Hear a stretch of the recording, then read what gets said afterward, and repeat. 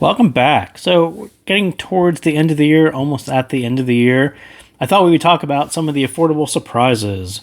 So, I don't really have a ranking list. I don't have a list of the best of the best. Every set that's the best at a certain price bracket.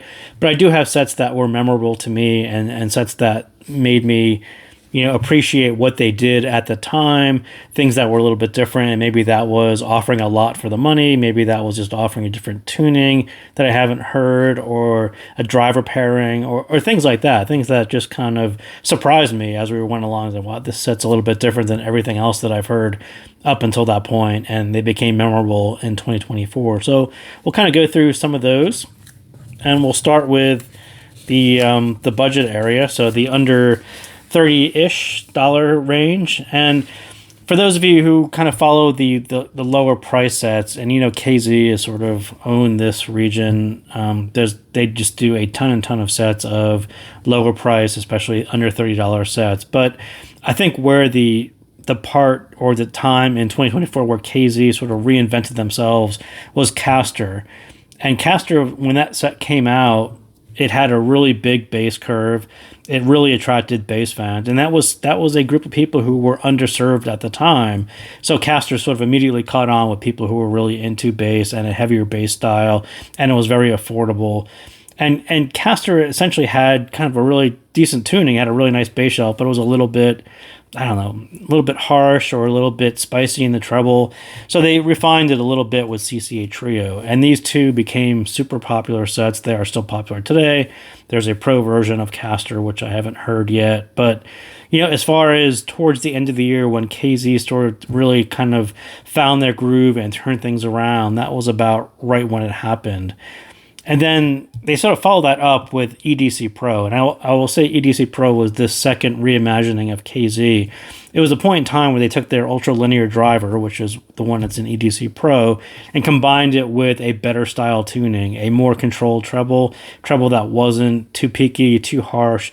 All the complaints that you were hearing on the sets prior to Caster sort of got smoothed over into EDC Pro, and EDC Pro is sort of their new version of their smoothed out tuning, and it is very, very nice and very attractive for the price point. It's kind of a really cheap set.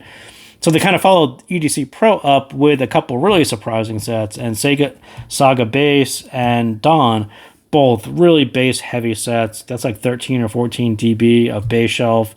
Really, really, again, tilted towards the bass fans. And, this whole realignment of what KZ did at the end of the year was actually really surprising. They tend to put out a lot of single dynamic drivers, and you sort of expect that. And I wasn't really expecting them to hit EDC Pro where that one landed in a really nice, enjoyable, balanced tuning, and then to follow it up with some really, really bass heavy sets. And of course there was a Saga Balance, and that's kind of more like a nicer version of EDC Pro. But I think they really found their groove of a driver that was really, really work with that style tuning, and then someone who could tune it to that driver and not put in and not make some of the treble mistakes and over energetic treble that they had in the past.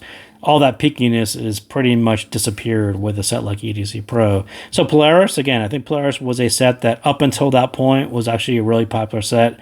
I enjoyed Polaris. I thought it was a great $10-ish set, but EDC Pro or Saga Balance, I think essentially replaced that one.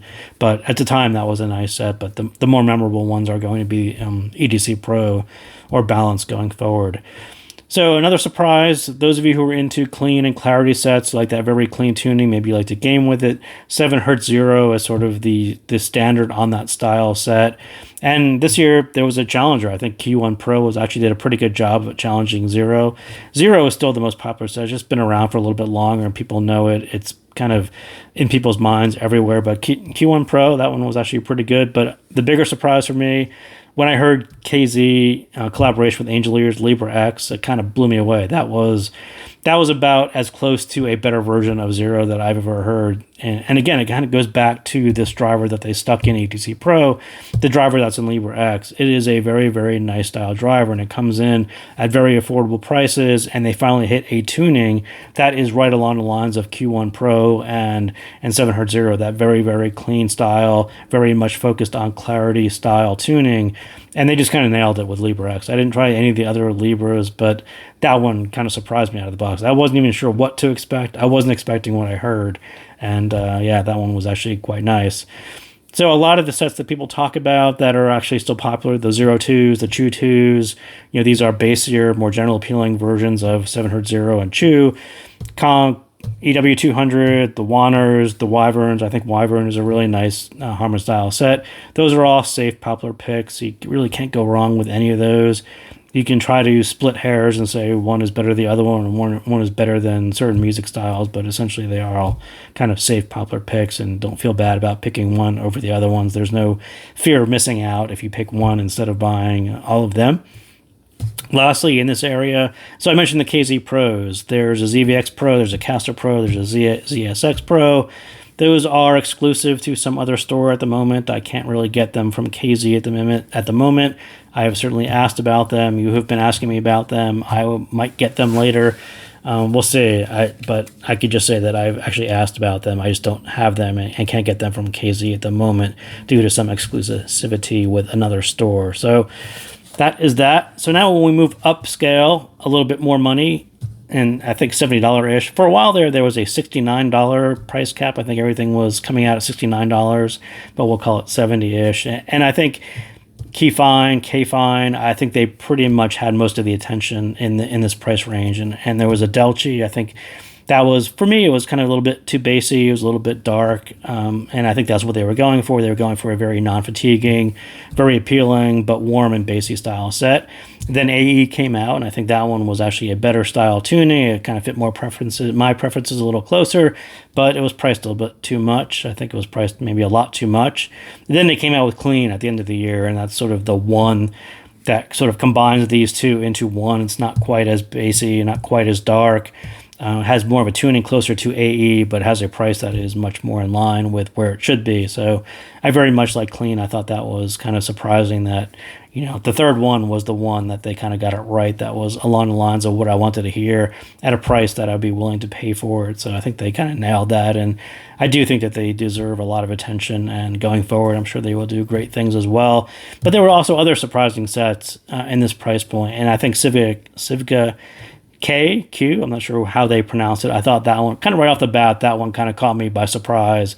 Really warm, very musical, very fun style set. People who like bass, definitely into Q. And then that was sort of not all that far later. I think there was a Triple Wind Vivace and then a Clavilon Delta. I think all three of these sets just offered something a little bit different than you've been hearing from typical Harman style sets. They're a little bit warmer, a little bit more fun, a little bit music. They all added a slightly different flavor to the tuning, and I think they all kind of nailed what they did. And Civica Q, of course, had this wood faceplate, and a metal shell was actually quite nice. Vivace was the collaboration, and Delta was from, I think, a new brand. But, all three of those, I kind of heard them around the same point in time, but all three of them kind of caught me by surprise, how well executed they were and how fun they were and how nice to actually hear them. They were actually really nice three sets that I didn't expect them to be as nice as they were. Then there was the two CVJs. I think CVJ Night Elf and Aria. I think Night Elf was the one I heard first. They had that long arc bass curve, which if you watch my reviews, I actually talk about this long arc bass curve where the sub bass is tilted down a little bit and you have this arc into the mids, and that gives you a very full style mids without having a ton of sub bass to blur everything over. Really nice vocals, really nice mids, nice full mids. These two sets kind of out of the middle of nowhere. I don't know what CVJ has actually been up to. They've done a couple of expensive sets, but when they kind of reach out and said, "Hey, do you want to hear it?" I'm like, "Yeah, sure, whatever." And then those two actually kind of surprised me. They're actually very fun, very enjoyable listens, and I didn't expect them to be. And they've actually been doing really nice cables as well. And then there's the recent one in the past couple of weeks. I've listened to KZ Zenith, and this will be KZ's flagship dynamic driver. It's going to be the one dynamic driver that will make you go back and revisit songs from the past and hear them on a nice dynamic driver. It was really, truly a surprise for me. I didn't think KZ was going to pull that off. Very much more technical, capable dynamic driver than they've had in the past. And that was sort of the bit that was missing from all of these sets. I think these were nice sounding. This ultra linear driver is very, very nice, and it sounds great for the price point, but it doesn't really sound like more expensive dynamic drivers. The more dynamic drivers that are more technical, capable, it doesn't really sound like that. These are very fun. It's a very fun, very musical style dynamic driver, but as far as touching against Oxygen or even a Dunu style driver, it doesn't quite get there. That's what Zenith is going to do. So they've sort of combined the tuning of EDC Pro. It's not all that far from that style tuning with a much more capable style dynamic driver. So yeah, it is a kind of a fantastic set, and it was very, very much a surprise that they put that one out and executed on it as well as they did. And again, if you think about where they were refining their tuning wise, they just needed to pair it with the right driver, and that's kind of exactly what Zenith is. So at the $100 level, I think these two actually surprised me the most. I think FT15, within the first 10 seconds of it, I heard FT15. I'm like, that is going to be a very cool set. And it is a very cool set. It's a tuning that may not be appealing to everyone, but large dynamic driver, really, really nice execution on their tuning. Really, really nice set. I can't say enough about FT15. It was a loaner and I had to send it back, but I will get FT15 back at some point. Kima 2, that one kind of surprised me. I never really heard the original Kima. I don't know what Dunu had done in the past as far as what that actually sounded like, but I will say that that is another driver that is surprisingly good, and both of those sets were worth the money. They just kind of surprised me. I didn't really expect either of them to be all that great, but yeah, I think those two did pretty well. Then there was Simcoe's Super Mix 4 and EA 500 Element. And I think technically it's really hard to beat these two sets at their price points in their configurations, right? The hybrid versus a very technical style single dynamic driver. Technically hard to beat, but that tuning isn't going to be for everyone. Both of those, this one is very, very much Harman. This one is very much a little bit brighter. So that won't really fit for everyone, but at their price points and what they do, there's not that much that really competes with them at the same price points. They're done really well. Then you've got CCA Hydro. Again, KZ kind of came out with a set out of nowhere. Very high BA count. It is as close to a high BA hybrid set as you can get without really paying more. But what does more really buy you? When you talk about what Hydro did, dual dynamic drivers, balanced armatures, 3D printed tubes, they basically recreated the configuration that you'd find at higher price points, but brought it down to $100. And the tuning might not be for you or perfect for everyone, but man, that was about as close as you can get to hearing what a high BA count set sounds like without actually buying one. So yeah, I'll always give Hydro credit for pulling off something that I didn't think that KZ would actually be able to do. But if you follow the history of where they were with the AS series, they're all BA sets, and how they've kind of went away from doing that big sound cone where they were piping all the dynamic drivers into this big cone, that didn't really give you the separation that they really needed. And as soon as they started 3D printing their shells and doing the tubes and 3D printing, you knew that was sort of all going to come together, and it all came together in Hydro, and that's why Hydro sounds quite a bit different than their other hybrids. The older style, the ZS10s, the Rhapsody, I think, is actually the same exact style as Hydro. So those two, very, very similar, just different price points, but yeah, very, very nice. But when you do think about what does more money when you're willing to spend more than $100, you kind of get into this series. And I will kind of 100% agree with what HBB has been talking about with the branded drivers. I think this $200 to $400 range, I think the Sony and the Knowles gang kind of created a gap with what those hybrids should actually sound like versus what other brands were doing. And a lot of it was the driver pairings that they were using. This combination of Sony and Knowles at that price point created a level of sound quality that is going to be hard to match with other brands who aren't using branded drivers, or they're using e-audio drivers, or they're not talking about what kind of drivers they are using. So yeah, it was kind of an interesting thing to see it play out, and he has been the most vocal about it, but I will kind of say that I agree with everything that he has been talking about with respect to that topic. And there definitely were some sets in 2024 that definitely surprised me on their great driver mix. And that almost started with Cadenza 4. I think Cadenza 4 had a really great undertuned dynamic driver. They put a really, really nice dynamic driver into it and then kind of tuned the mid bass a little bit lower so you couldn't actually hear what it can do. And then again, they kind of combined this great mix of balanced armatures into great mids. It was a really outstanding set that people said was too safe and, a little bit boring.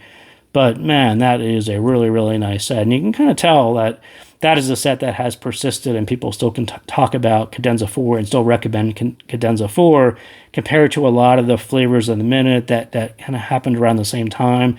Those sets kind of faded away, and then you still see people talking about Cadenza 4. And it is going to be a slow burn set, but it's just a really, really nice executed set. Let's Show can certainly do tuning. They certainly tune this one really, really well. Put a really, really nice dynamic driver into it. Just a really, really nice set. I think Zigot's collaboration with Jay on Australia, again, I think the tuning was a bit too much for me. I wasn't too into that so much. But like I talked about in that review, I think the driver choice, his mix of Sonians and Knowles, again, it made it sound very much like a more expensive set. It's a very expensive sounding set. Jay, of course, said it sounded like a $1,000 set or whatever it was. But, there was a part of that sound that sounded very expensive. And what really caught my eye were the balanced armatures right in the mids. And if you kind of turn down the bass a little bit and turn down the treble a little bit and hear what that set can actually do, it absolutely had a really, really nice driver mix there. Elysian Pilgrim, and I think more so with Noir, it really had a great dynamic driver. That LSR dynamic driver that they use, really, really nice dynamic driver. It sounded different than almost anything else that I heard in 2024. And they paired that on Noir with an undamped tubeless balanced armature. So again, just something a little bit different, a little bit of a surprise that they went from the normal Pilgrim configuration to, again, this mix of Sonians and Knowles, and then using undamped tubeless. It was just kind of a surprising change. And everyone said that Noir was just the same as Pilgrim, but it's not. It's actually a very, very much nicer set. Both of them are nice, but Noir is actually nicer because I have Noir and ended up purchasing that one. So I will always speak highly on Noir. So another recent one, Zigot's collaboration with HBBR and Acadia.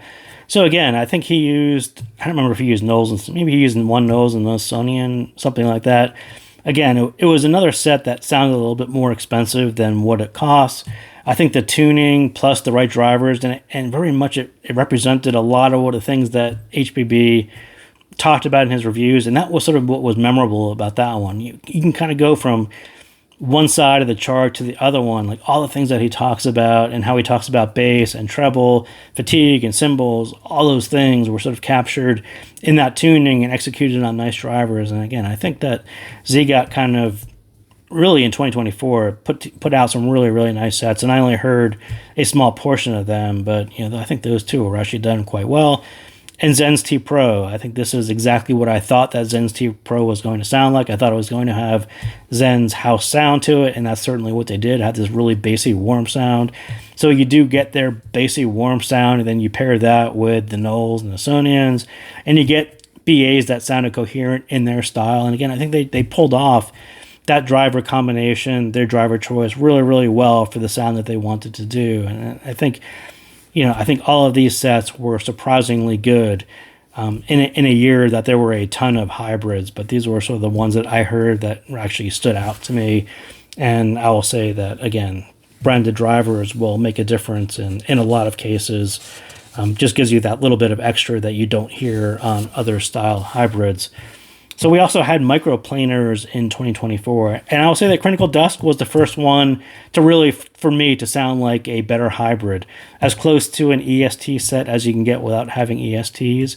That tuning wasn't really in balance for me. It was a little bit bright if you don't use a DSP cable, but if you EQ it or use the DSP cable, it definitely became a class-leading set. And again, driver choice. The dynamic driver was improved over the original Blessing 3.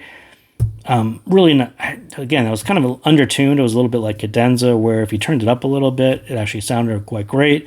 It had really, really nice balanced armatures, and it had microplanars that were tuned just the way that they should, so they can sound like an extended balanced armature. So they went a little bit further, a little bit more detailed, and I think that was the first time that I heard what microplanars could really do, and I think he pulled off a really, really nice set and something that was quite innovative and sounded different at a price point that, there's almost nothing else out there below it that can really do what it does. And then Do New Brain Dance right at the end of the year, very much the same as Dusk, in that there's really nothing under the price point that does treble like these two sets. The only two sets that can really take a swing at variations in treble. It's these two sets, and they do it both with microplanars. So I don't think it's that surprising that they kind of take a swing at variations. I think variations with ESTs is still going to be the king, especially at the price point. But these two are about as close as I've ever heard to anything coming close to variations. Then you've got Supermix 4, EW300. I think EW300, as I said, Supermix 4, it's a bit Harman. If you're into that, it's pretty nice. EW300, I think it was a little bit more of general appealing tuning, and I think they actually pulled that off really, really well at the price point. But I would say generally, when you talk about these two sets, I think they do take BA extension. We're used to hearing BAs extend in a certain way. It's not quite as crisp and clear, especially when you get into lower price points.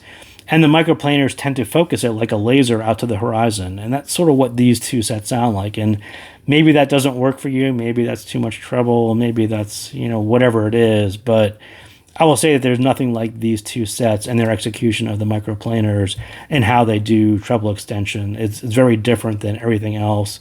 Pretty much below their price point, because there's nothing else using microplanars below their price point except for the P7-ish, which I'm not going to talk about again, because that was the one set that included microplanars that you really can't hear them all that well, especially after you've heard these two sets and heard what they're supposed to sound like.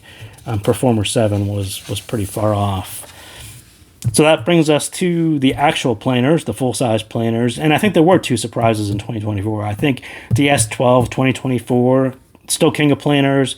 For me, I think it was a small change in tuning, but a big surprise on how much I liked it. I liked it more than I thought it was going to. I assumed it was going to be like a gold-plated version of S12 Pro, maybe some fancier accessories, but I thought it was going to be very much like an S12 Pro.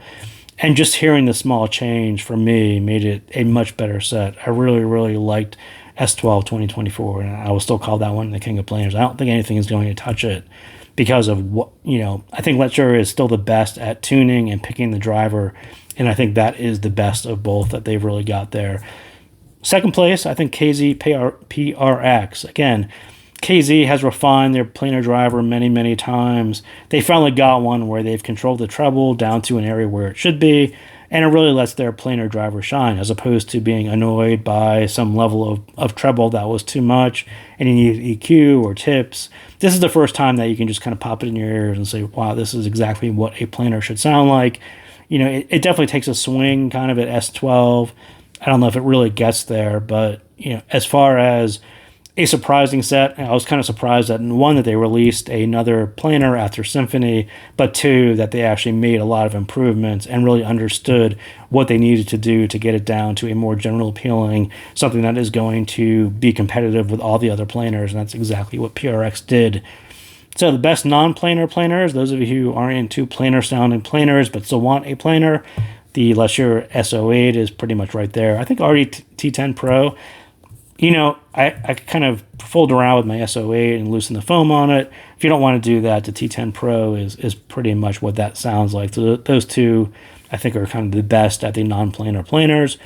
I do have a 7 Hertz Timeless 2. I just haven't listened to it. There is going to be a revision on the Simgo ET142 with a new nozzle. We'll see how that works out. But as far as I know now, that one is on pause until they figure out if the new nozzle is going to work out or not.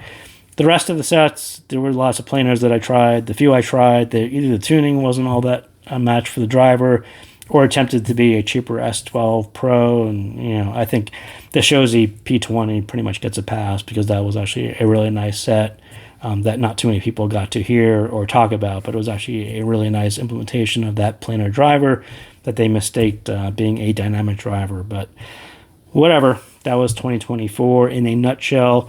Those are the things that stood out to me. So thank you guys again for tuning in, and I will see you later.